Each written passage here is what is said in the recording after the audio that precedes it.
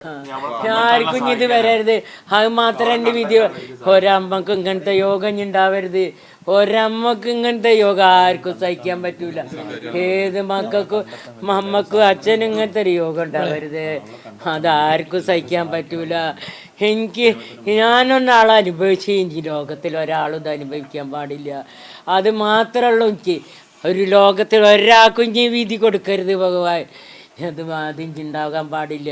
ഒരമ്മക്കും അച്ഛനും മക്കൾക്കും ഇങ്ങനത്തെ ഒരു വിധി. എൻ്റെ മോൻ വളരെ പാവായിപ്പോയി. എൻ്റെ മോൻ വളരെ പാവായിപ്പോയി. അതാണ് ഇതൊക്കെ ചെയ്തത് എൻ്റെ കുട്ടി. എൻ്റെ കുട്ടി ഒരു വാക്ക് എന്നോട് പോലും എൻ്റെ കുട്ടി പറഞ്ഞില്ലല്ലോ. എന്നെ പറഞ്ഞാൽ ഞാൻ ഒറ്റയ്ക്ക് കിടത്താൻ എൻ്റെ കുട്ടീനെ വിടൂലേ.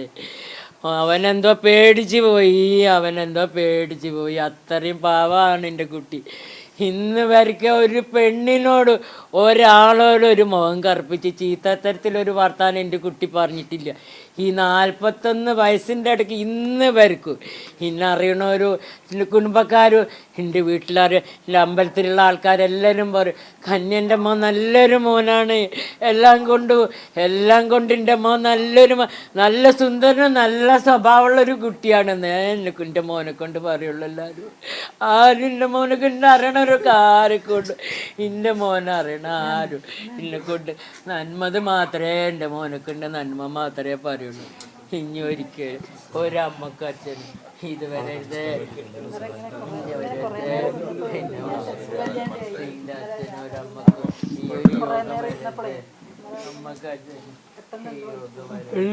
കണ്ടെത്താൻ വരെ അത് വേണം. അതിന്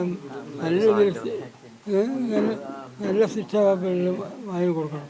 അതിനെ പുറത്ത് വിടാതെക്കണം.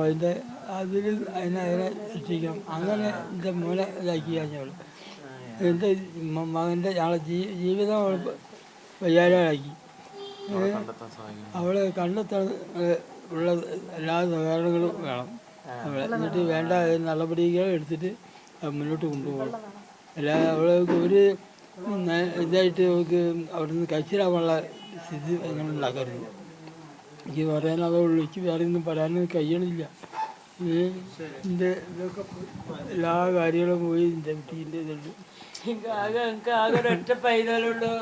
ഈ പൈതല് മാത്രമേ ഞങ്ങളെ നോക്കാനുള്ളൂ.